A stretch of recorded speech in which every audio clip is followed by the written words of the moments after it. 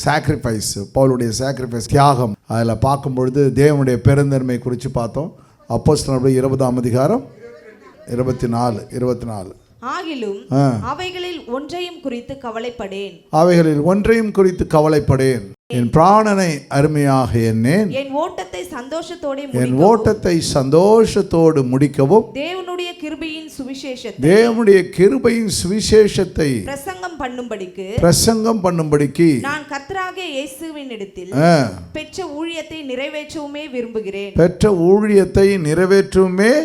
விரும்புகிறேன். முதல்ல பார்த்தோம் நம்ம அவைகள் ஒன்றையும் குறித்து கவலைப்படேன் அப்படின்னா அவன் ஒரு விசுவாச ஊழியத்தை அவன் செய்கிறான்னு சொன்னான். ரெண்டாவது, என் பிராணனை அருமையாக எண்ணேன் அப்படின்னா அவனுடைய அருமையான காரியத்தில் ஒரு என்ன இருந்துச்சு, ஒரு தியாகம் இருந்துச்சு. தியாகத்தை குறித்து நாம் பார்க்குறோம். இப்போ ரெண்டாவது அந்த சாக்ரிஃபைஸ், ஊழியம், தியாகத்தின் ஊழியம் அவன் எப்படி செய்கிறான் அப்படின்னு சொல்லி பார்ப்போம்.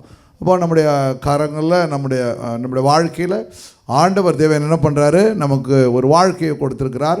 வாழ்க்கை போய் சொன்ன மாதிரி, யாமினி சொன்ன மாதிரி அவங்க குடும்பத்தில் எவ்வளோ போராட்டங்கள் இருக்குது. அவங்க ஞானஸ்தானம் எடுக்கிறதுக்கு அவ்வளோ தடை இருக்குது. நம்ம பிள்ளைங்கள ஞானஸ்தானம் இருக்குதுன்னா அப்புறம் பார்த்துக்கலான்னு அவங்களுக்கு எடுக்க விரும்புகிறவங்களுக்கு எடுக்க முடியல. விருப்பம் கிறிஸ்தவ குடும்பத்தில் பிறந்தவங்க எடுக்க மாட்றாங்க. இதுதான் பயங்கரமாக. யூதர்களுக்காக வந்தார், யூதர்களை ஏற்றுக்கொள்ளவில்லை, புறஜாதிட்ட போயிட்டார். அதுபோல் பாருங்கள், ஆண்டவர் எதை விரும்புகிறாரோ அதை செய்வதற்கு நம்ம அர்ப்பணிக்கும் பொழுது கர்த்தர் நம்மை அவருடைய ராஜ்யத்தில் விலையேற பெற்றவர்களாக கர்த்தர் பார்ப்பார். ஹல்லேலூயா. இப்போது ஒரு மாணவன் ஒரு டீச்சருடைய எதிர்பார்ப்பு என்னென்னு புரிஞ்சுக்கிட்டு அவன் செயல்பட்டானா அவன் அந்த கிளாஸில் அவன் தான் ஃபஸ்ட்டு இருப்பான், மதிக்கத்தக்கவனாக இருப்பான். அதே போல் ஒரு தகப்பன் தாய் பிள்ளைகள் எப்படி பெற்றோர்களுடைய எதிர்பார்ப்பை புரிஞ்சுக்கிட்டு செயல்பட்டாங்கன்னா அவங்க அவர்களால் மதிக்கப்படுவாங்க, கனப்படும். அதே போல் ஒரு விசுவாசி எப்படி ஒரு போதகர் எதிர்பார்க்கிறார் அந்த காரியங்களை செயல்படும் பொழுது கர்த்தர் உங்களுக்கு ஒரு கனத்தை கொடுக்க இரக்கமுள்ளவராக இருக்கிறார். இப்போது இப்படிய வாழ்க்கையில் பார்க்கும் பொழுது அநேக நிருபங்களை எழுதுகிறான். 13 எபிசோட் சொன்ன 13 நிருபங்களை எழுதுகிறான். அநேக காரியங்களை அவங்ககிட்ட நம்ம புரிந்து கொள்கிறோம். சில சமயத்தில் ரொம்ப வேகமாக படிச்சுட்டு அவனுடைய காரியங்களை புரிஞ்சுட்டு இப்போ நம்ம பைபிள் ஸ்டடியில் கொஞ்சம் கொஞ்சமாக படிக்க போகிறோம். எப்படி அவன் பாடுகளை பட்டான், சாக்ரிஃபைஸ் பண்ணான். அவன் எழுதும்பொழுது சாக்ரிஃபைஸ்னால் என்னான்னு எழுதும்பொழுது ரோமரின் புஸ்தகத்தை ரோம சபைக்கு எழுதும்போது எழுதுகிறான். 12ஆம் அதிகாரம் 1-2 வசனங்கள். அப்படி இருக்க சகோதரரே, நீங்கள் உங்கள் சரீரங்களை பரிசுத்தமும் தேவனுக்கு பிரியமுமான ஜீவ பலியாக ஒப்புக் கொடுக்க வேண்டும் என்று தேவனுடைய இரக்கங்களை முன்னிட்டு உங்களை வேண்டிக் கொள்ளுகிறேன். இதுவே நீங்கள் செய்யத்தக்க புக்தியுள்ள ஆராதனை. அப்போ ஒரு தேவனுடைய பிள்ளை ஆராதனைக்கு வருகிறார்கள் என்றால், தேவனை ஆராதிக்க வருகிறீர்கள் என்றால், தேவனை வணங்க வருகிறீர்கள் என்றால், தேவனை தொழுது கொள்ள வருகிறீர்கள் என்றால் நீங்கள் எப்படி இருக்க வேண்டும் அப்படின்னு சொல்லி ரொம்ப அழகாக அவன் எழுதுகிறான். சகோதரரே, என்ன பண்ணோம், உங்கள் சரீரங்களை பரிசுத்தமும் தேவனுக்கு பிரியமான ஜீவ பலியாய் ஒப்பு கொடுக்க வேண்டும். ஹல்லேலூயா. ஆராதனைக்கு வரும்பொழுது எப்படின்னா நம்முடைய சரீரத்தை பரிசுத்தமாக தேவனுக்கு பிரியமான ஜீவபலி, தேவனுக்கு பிரியமான ஜீவபலி. ஏதாவது ஒரு ஆட்டை பிடிக்கும் பொழுது பலி செலுத்த போகும்போது அது என்ன பண்ணோம், அது விட்டு கொடுக்காது. விட்டு கொடுக்குமா? என்னை சாக்ரிஃபை என்னை வெட்டுங்கன்னு சொல்லுமா? எந்த ஆடாது வெட்டுமா? வராது. பாயை நம்போம், நம்மளை நம்பாது, அது விட்டு கொடுக்காது. ஆனால் இயேசு ஆண்டவர் ஜீவ பலியாய் தன்னை விருப்பத்தோடு விட்டு கொடுக்குறான். விருப்பத்தோடு விட்டு சிலுவையில் என்ன பண்ணுறாரு, அவரே முன் ஜீவ பலியாய் தன்னுடைய ஆண்டவர் தன் உயிரை நமக்காக கொடுக்குறான். அவன் நினச்சி அவன் எழுதுகிறான், நீங்கள் உங்கள் சரீரங்களை பரிசுத்தமும் தேவனுக்கு பிரியமான ஜீவ பலியாய் ஒப்பு கொடுக்க வேண்டும். அதுபோல் அவர் எப்படி தன்னை அர்ப்பணித்தாரோ அதுபோல் ஆராதனையில் நாம் எப்படி காணப்பட வேண்டும் நினைக்கிறான், பரிசுத்தமாக இருக்க வேண்டும். இப்போ வந்த உடனே ஆராதனை வேலையில் ஆராதனை சில பேர் கட் பண்ணிட்டு கடைசியில் நான் கூட பார்த்தேன், கிறிஸ்மஸ் சர்வீஸில் 10 மணிக்கு முடியுது, 9:45 திடீர்னு உள்ளே வருதுங்க. இப்போ நீங்கள் இந்த பக்கம் திரும்பிட்டு இருக்கீங்க, நான் இந்த பக்கம் திரும்பிட்டு கவனிச்சினே இருக்கேன். எனக்கு எத்தனை வேலையை.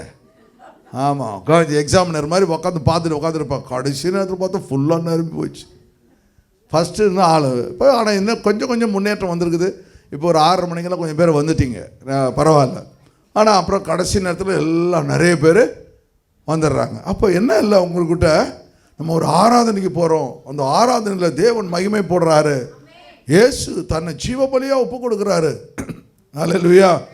அவளை விட்டுடுங்க, என்ன அழைச்சிட்டு போங்க, அவங்கள ஒன்றும் செய்யாதீங்க, என்ன அழைச்சிட்டு போங்க அப்படின்னு ஆரம்பத்தில் கெத்செமனேலேருந்து சொல்லிவிட்டு அவர் என்ன பண்ணுறாரு, இழுத்துட்டு போகிறாங்க. எல்லாம் போன எல்லாரும் மறுதளித்து ஓடி போயிடுறாங்க. இவர் என்ன பண்ணுறாரு, அப்படியே நிற்கிறார். நின்று கடைசி வரலையும் அவர் அடிக்கிற அடி இதெல்லாம் வாங்கிட்டு கடைசியில் சிலுவை மரண பரியந்தம் அவரோடு இருக்கிறாரு, உண்மையாக இருக்கிறார். ஹல்லேலூயா. இப்போ ஆராதனை என்பது எப்படிப்பட்டது அப்படின்னா, ஆராதனையில் நம்ம ஜீவபலியாக ஒப்பு கொடுக்குறோம். ஆண்டவரே நீர் தான் எல்லாம் ஆண்டவரே. அப்போ அந்த ஆராதனைக்கு முதல்ல ஓடி வந்து விட வேண்டும். இந்த ஆராதனை நேரத்தில் கர்த்தருக்கு நம்ம அர்ப்பணிக்கும் பொழுது அது அவருக்கு பிரியமாய் தோன்றும். ஹல்லேலூயா. நம்ம ஒருத்தவங்களுக்கு பிடிச்சவங்களுக்கு எதையாவது அவங்க பிடிச்சதை வாங்கி கொடுத்துட்டா அவங்களுக்கு என்ன பண்ணும், ரொம்ப பிடிக்கும். வயசானவங்களுக்கு, ரொம்ப சுகர் கம்ப்ளைண்ட் பேஷண்ட்டுக்கு 1 கிலோ ஸ்வீட் வாங்கி கொடுத்தீங்கன்னா அவங்களுக்கு பிரியமாக இருக்கும்.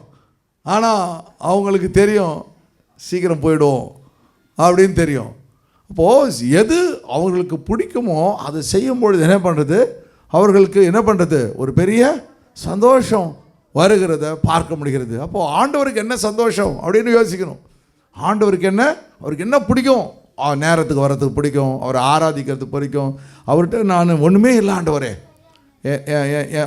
நம்முடைய எல்லா காரியங்களும் வெளிப்படையாக சொல்லி நான் இதில் மீறிட்டு போய் மன்னிச்சு கொள்ளுங்க ஆண்டவரே, ஆண்டவரே உமக்கு முழுமையாக என்னை அர்ப்பணிக்கிறேன்னு சொல்லி ஆண்டவரை ஆராதிக்கும் பொழுது கர்த்தர் என்ன பண்ணுறாரு, அதை பிரியமாக ஏற்றுக்கொள்கிறார். ஹல்லேலூயா, ஹல்லேலூயா.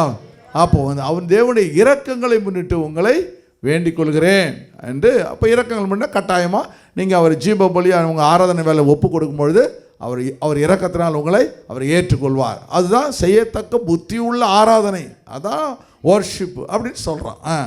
அப்புறம் இந்த பிரபஞ்சத்திற்கு ஒத்த வேஷம் தெரியாமல், அந்த பிரபஞ்சத்துக்கு ஒத்த வேஷம் தெரியாமல். ஹல்லேலூயா. பிரபஞ்சத்துக்கு ஒத்தனை இப்படி போட்டுக்கோனுங்க பாருங்க, டக்கு டக்குன்னு ஆளை பார்த்தோன்னு போட்டுட்டா பாரு. அப்போது அவங்க என்ன ட்ரெஸ் பண்ணுறாங்க, அவங்க எப்படி பண்ணுறாங்க, இவங்க எப்படி பண்ணுறாங்க, அதுபோல் நம்ம மாற வேணும். அவங்க கையில் பேக் வச்சு இப்படி ஆட்டிட்டு வந்தால் நம்மளுக்கு கையை வச்சு இப்படி ஆட்டிட்டு வரணும். அது பொறி போடணுன்னு அது பண்ணணும். அவங்க ஹை ஹீல்ஸ் போட்டால் நம்மளும் ஹை ஹீல்ஸ் போடணும். இப்படி அவங்க ஹேர் ஸ்டைல் இப்படி பண்ணால் நம்மளும் இப்படி ஹேர் ஸ்டைல் பண்ணணும். அப்போது இந்த பிரபஞ்சம், இந்த உலகம் என்ன வேஷம் தரிக்குதோ அந்த வேஷம் தரிக்காமல் நமக்கு என்ன நல்லாயிருக்கும், நம்ம எப்படி வாழணும், நமக்குன்னு ஒரு ஸ்டைலை நம்ம க்ரியேட் பண்ணணும். நேருக்கு என்ன பிடிக்கும், ரோஜா பூ பிடிக்குது, அவருக்கு என்ன பிடிக்கும், தொப்பி பிடிக்கும், அதனால் நானும் தொப்பி மாட்டிக்கொள்வேன், நானும் ரோஜா பூ வச்சுக்கொள்வேன். இடட்ட ஏன்டா உனக்குன்னு கேட்பான். ஹல்லேலூயா. கருணாநிதி கிளாஸ் பிடிக்கும், அவர் கிளாஸ் பாடிட்டார் இல்லையா, அவர் பாடிட்டார். அப்புறம் எம்ஜிஆருக்கு தொப்பி பிடிக்கும். இப்படி ஒவ்வொருத்தவங்க தலைவர்கள் என்ன பண்ணுறாங்க, தனக்குன்னு ஒரு பாணியை கடைசி வரையும் மாற்ற மாட்டுறாங்க பாருங்கள். இல்லை, அவங்க ஒரு பாணி அவங்க பண்ணுறாங்க பாருங்கள், இப்படி தான் இருக்கணும்னு ஒரு பாணியை அவங்க கடைப்பிடிக்கிறாங்க. அப்போ தலைவர்கள் கண்டுபிடி அந்த மக்கள் அப்படியே பார்த்துட்ருக்காங்க. திடீர்னு பண்ணால் அவங்க ஒரு மாதிரி ஆயிடுறாங்க. அதுபோல் நம்மளுக்குன்னு ஒரு ஆண்டவருடைய பிள்ளைகளுக்குன்னு ஒரு பாணியை கர்த்தர் வச்சுக்கிறார். இப்படி தான் வாழணும், இப்படி தான் இருக்கணும், அப்படி தான் இருக்கணும் அப்படின்னு சொல்லி கர்த்தர் என்ன பண்ணுவார், பாணியை வச்சுருப்பார். சில டைமில் நான் எங்கேயோ போகும்போது சில பேர் முறைச்சி பார்ப்பாங்களா, நான் புரிஞ்சுப்பேன் நம்மளை எங்கேயோ பார்த்துட்டாங்க.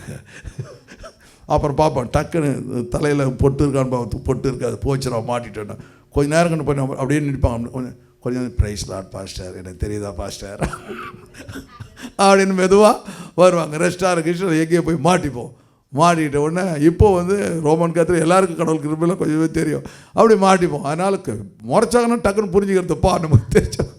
முறைச்சா திரும்பி முறைக்கிறது இல்லை, தெரியும் நம்ம எங்கேயோ மாட்டிக்கிட்டோம், எங்கேயோ நம்ம பார்த்துருக்கோம். அதுபோல் அப்போது நம்ம எப்படி வாழ வேண்டும், நமக்குன்னு ஒரு பாணியை, நமக்குன்னு ஒரு ஒரு ஒரு என்னது ஒரு இதை வச்சுக்கணும். நம்ம இப்படி தான் இருக்க வேண்டும் என்று நம்ம டிசைட் பண்ணணும். நம்ம தேவனுடைய பிள்ளை இப்படி இருக்கணும் அப்படின்னு வச்சுக்கணும். ஆண்டவர் தேவன் ஒன்று பிரபஞ்சத்துக்கு ஒத்த வேஷம் தெரியாமல் தேவனுடைய நன்மையும் ஆ. பிரியமும் ஆ. பரிபூர்ணமுமான சித்தம் இன்னதென்று பத்தியா தேவனுடைய நன்மை. இப்போ நம்ம செய்கிறதுல என்ன நன்மை கிடைக்குது? ஞாயிற்றுக்கு ஆலயத்துக்கு வர என்ன என்பது கர்த்தர் என்ன பண்ணுறாரு? நம்முடைய தேவைகளை சந்திக்கிறார், அற்புதங்களை செய்கிறாரு. எவ்வளோ பெரிய பிரச்சனையாலும் கர்த்தர் மாற்றி போட்டு விடுகிறார். அல்லேலூயா. பெரிய வியாதியை மாற்றாரு, சுகவீனத்தை கர்த்தர் மாற்றி விடுகிறார்.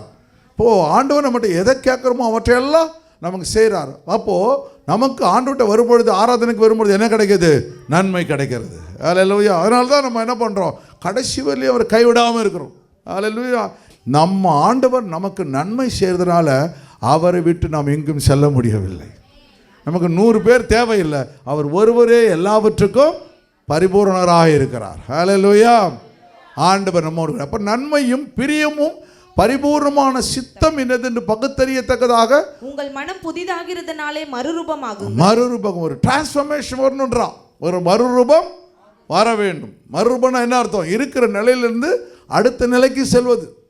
அந்த மலைக்கு ஆண்டவர் போகிறாரு, திடீர்னு ஒரு முகம் அப்படியே மாறுபட்டோன்னே அப்படியே ஒரு பிரகாசிக்குது ஒரு முகம். அப்படியே பார்த்த உடனே யாக்கோபு யோவான் 3 பேரும் பொத்துன்னு கீழே விழுந்துடுறானுங்க, பயந்துடுறானுங்க, மயக்கடைஞ்சிட்றானுங்க. ஐயோ என்னடா அது, ஏசு நம்ம கூட இந்த ஆண்டவர் திடீர்னு என்ன பண்ணிட்டாரு? அவருடைய வஸ்திரம் அப்படியே வெண்மையாக மாறுது. பார்த்த உடனே பயந்து போயிடுறானுங்க. அதுதான் ஆண்டவர் தேவன் இருக்கிற நிலையிலிருந்து ஒரு பெரிய ஒரு மாற்றம், மறுரூபனா டிரான்ஸ்ஃபர்மேஷன் சொல்லுவாங்க, ஒரு மாற்றத்தை கர்த்தர் நம்ம இடத்துல எதிர்பார்க்கிறார். இப்போ பழைய வாழ்க்கை இல்லை, ஒரு புது பழியான வாழ்க்கை. அல்லேலூயா. அப்போ நமக்கு ஆண்டவர் யாருக்கு நமக்கு ஆண்டவர் தேவன் வந்து ஒரு மன திருப்தி இருக்கும் பொழுது கர்த்தர் அவரோடு கூட நம்ம தங்கி விடுகிறோம். அதனால் நம்ம ஆண்டவர் என்ன எதிர்பார்க்குற நம்ம இடத்துல அவருக்கு பிரியமானதை செய்யும் பொழுது ஒரு மறுரூபத்தை தேவன் நிச்சயமாய் கட்டளையிடுவார். அல்லேலூயா. ஹல்லேலூயா. 1 யோவான் 3ஆம் அதிகாரம் 16ஆம் வசனத்தை வாசிங்க. அவர் தம்முடைய ஜீவனை நமக்காக கொடுக்கிறதுனாலே. அப்போ நம்ம வாசிச்ச ஃபர்ஸ்ட் ரோமரில் வாசிக்கும் பொழுது ஜீவ பலியாய் தம்மை ஒப்பு கொடுப்பது எப்படி அப்படின்னு சொல்லி, அதுபோல ஆண்டவர் சொல்றாரு அவர் தம்முடைய ஜீவனை நமக்காக கொடுத்ததுனாலே அன்பு என்னதென்று அறிந்திருக்கிறோம். அன்பு என்னதென்று அறிந்திருக்கிறது. அதுதான் சாக்ரிஃபைஸ், அதுதான் பலி. அல்லேலூயா. தியாகம், மிஷன் ஆஃப் சாக்ரிஃபைஸ் அப்படின்னா தியாகம். எப்படி தியாகம் செய்வது? தன் உயிரை மற்றவங்களுக்காக கொடுக்கறது. அல்லேலூயா. நம்ம எங்கே போனாலும் நமக்கு தான் தேடுவோம். ஒரு ட்ரெஸ்ஸு கடைக்கு போனாலும் சரி, சாப்பாடு கடைக்கு போனாலும் நமக்கு பிடிச்சது என்ன, அதுக்கு பெரிய சண்டையே நடக்கும், பெரிய யுத்தமே நடக்கும். எனக்கு பிடிக்காதே நீ சொல்கிற, உனக்கு பிடிச்சதே சொல்கிற, அப்படிலாம் சண்டை போடுவோம். ஆனால் ஒரு சில சமயத்தில் என்ன பண்ணுவோம், சில காரியங்களை கொஞ்சம் கொஞ்சமாக நீங்கள் சாக்ரிஃபைஸ் பண்ணும்பொழுது அவங்களுக்கு உங்களை பிடிக்க ஆரம்பிச்சிடும், உங்களுக்கு பிடிக்க ஆரம்பிச்சிடும். அதுபோல் தேவனுக்கு என்ன, நமக்கு ஆண்டவர் தேவன் நம்ம எப்படியாவது பரலோகத்துக்கு கொண்டு வர வேண்டும் என்ற அந்த அன்பில் ஒரு தகப்பனை பார்க்கலாம். ஒரு பெரிய அன்பு. ஒரு அப்போ இல்லைங்க நம்ம திட்டினாவே தாங்க முடியல, இயேசு உயிரையே கொடுத்துட்றாரு நம்ம பிள்ளைங்களுக்காக, உயிரையே கொடுத்துட்றாரு. பயங்கரமான அன்பு, ஜீவனே நமக்கு கொடுத்துற அன்பு இன்னதென்று அறிந்து இருக்கிறோமே அப்படின்னு எழுதுறான் யோவான். அவன் கூட ஏறினவனாச்சு, மார்பில் படுத்தவனாச்சு எழுதுறான். நாமும் சகோதரருக்காக ஜீவனை கொடுக்க கடனாளிகளாய் இருக்கிறோம். சகோதரருக்காக ஜீவனை கொடுக்க கடனாளிகளாய் இருக்கிறோம். ஹல்லேலூயா. அப்போ ஆண்டவர் தேவன் அப்படிப்பட்டவளாய் நாமும் மற்றவங்களுக்காக நல்ல காரியங்களை செய்ய வேண்டும், விட்டு கொடுக்க வேண்டும் என்பதை அவன் சொல்றான். ஒருவன் இவ்வுலக ஆஸ்தி உடையவனாய் இருந்து தன் சகோதரனுக்கு குறைச்சல் உண்டு என்று கண்டு தன் இருதயத்தை அவனுக்கு அடைத்துக் கொண்டால் அவனுக்குள் தேவ அன்பு நிலை கொள்கிறது எப்படி? அப்படி நிலை கொள்ளுங்க. ஒரு ஆளுக்கு உதவி வேணும், ஒரு கஷ்டம் இருக்குது, உன்னால செய்ய முடியும், செய்ய முடியலாம் பிரச்சனை இல்லை, செய்ய முடியும். ஆனாலும் நீ என்ன பண்ணும், அவனுக்கு செய்ய வேண்டும். அது ஒரு ஆள் நம்ம சர்ச்சுக்கு வருவார், வந்து அவருக்கு வந்து ஃபிசிக்கலி ஹேண்டிகேப்டு, அவர் வந்து நடக்க முடியாது. ஆனால் கவர்மெண்ட் அவருக்கு வந்து என்ன வச்சுருக்கு, அந்த ட்ரை சைக்கிள் கொடுத்துருக்கு. அந்த ட்ரை சைக்கிள் கூட எப்போயாவது வரும்போது பார்ப்பார். நான் என்ன பண்ணேன், சரி வாப்பா அப்படின்னு இன்றைக்கி வந்து அன்றைக்கி காலையில் வந்தார். அப்பா நீ இப்போ வேணா நேராக வந்து பாஸ்டர்ஸ் மீட்டிங் நடக்க வந்துரு அப்படின்னு சொல்லிட்டு அவருக்கு பேண்ட்டு ஷர்ட்லாம் கொடுத்து அப்புறம் எல்லாம் கொடுத்தோன்னே அவர் சொன்னார், இது மாதிரி வந்து எனக்கு வந்து புது வண்டி வேணாம், ரிப்பேர் ஆகி போச்சு. ஆனால் ரிப்பேர் ஆகிடுச்சுன்னா கவர்மெண்ட் ரிப்பேர் பண்ணி தர மாட்டேது, புது வண்டி தான் கொடுக்கும். ஆனால் புது வண்டி முன்னாடியே கொடுத்துட்டாங்க, திருப்பி தரமாட்டாங்க, ரிப்பேர் பண்ணுறதுக்கு எனக்கு காசு இருந்தால் நல்லாயிருக்கும் அப்படின்னாரு. சரி நான் ஒன்று செய்கிறேன், ஒரு ஆர்கனைசேஷன் வந்து புது வண்டியை வாங்கி தராங்க.